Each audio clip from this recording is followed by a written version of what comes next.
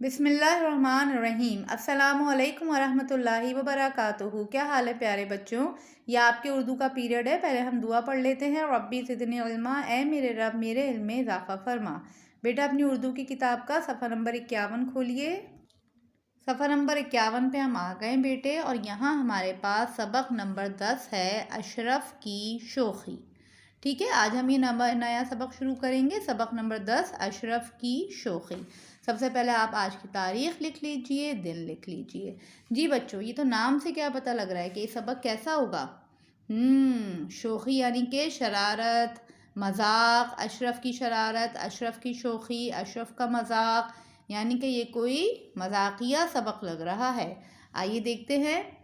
اشرف بڑا ذہین لڑکا تھا اور بہت شوخ بھی۔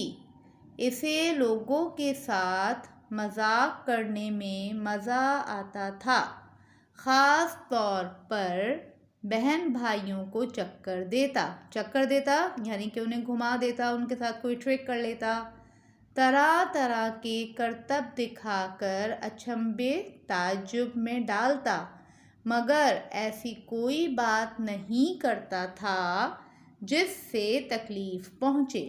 جی بچوں، یہاں ہم نے پڑھا ہے نا کہ اشرف ذہین لڑکا تھا اور شوخ تھا، یعنی کہ وہ شرارتیں کرتا تھا، لیکن ذہین تھا اس لیے کوئی ایسی شرارت نہیں کرتا تھا جس سے کسی کو تکلیف پہنچے۔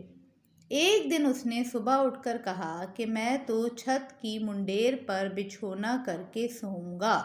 بھائی بہن سن کر چونک پڑے۔ کچھ رشتہ دار کنبے کے بہن بھائی بھی آئے ہوئے تھے۔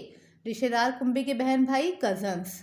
سب نے کہا یہ کیسے ہو سکتا ہے، نیچے لڑک جاؤ گے گر جاؤ گے۔ اس نے کہا یہ بات بس آپس میں رہے، یعنی کہ کسی بڑے کو پتہ نہ چلے۔ پھر بھی چھوٹی بہن سن کر پریشان ہوئی۔ اس نے اماں سے جا لگایا کہ اشرف بھائی آج رات کو چھت کی منڈیر پر بچھونا بچھا کر سوئیں گے۔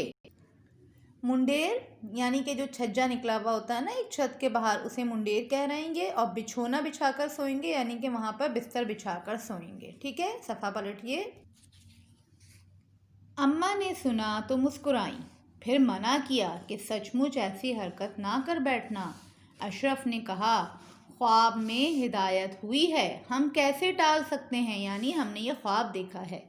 دن بھر اس نے بہن بھائیوں سے خدمت کروائی۔ سب بچے منتظر رہے کہ شام ہو تو اشرف کو اپنا کہا پورا کرتا ہوا دیکھیں۔ خدا کر کے سونے کا وقت آیا۔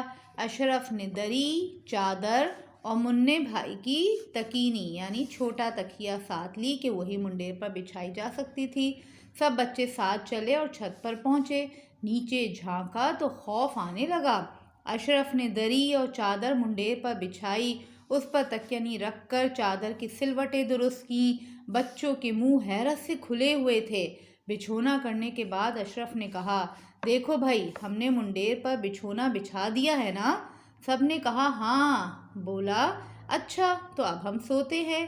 یہ کہہ کر چلا اور اپنے پلنگ پر آ کر لیٹ گیا۔ بچے کھسیانے سے ہو گئے مگر کھل کھلا کر ہنس پڑے کہ لو بھائی، اشرف نے اپنا کہا بھی پورا کر دیا اور اس کی جان بھی بچ گئی۔ جی، اس نے یہ کہا تھا نا کہ ہم منڈیر پر بچھونا بچھا کر سوئیں گے، منڈیر پہ بچھونا بچھا دیا، لیکن سویا کہاں پر وہ؟ اپنے بستر پہ آ کے۔ اور اس سبق کے مصنف کون ہیں بیٹے؟ شان الحق حقی۔ تو شان الحق حقی صاحب نے اچھا سا یہ کہانی لکھی ہے نا، چھوٹا سا سبق۔ اس سے ہمیں کیا پتہ لگ رہا ہے کہ ٹھیک ہے بچوں کو مذاق کرنا چاہیے، شوخی کرنی چاہیے، لیکن کوئی ایسی حرکت نہیں کرنی چاہیے جس سے کسی کو تکلیف پہنچے۔ ٹھیک ہے بچوں، اس سبق کو دوبارہ پڑھیے، اس کے مشکل الفاظ کو اپنی کاپی میں لکھیے۔ جزاک اللہ خیراً کثیرا۔ السلام علیکم ورحمۃ اللہ وبرکاتہ۔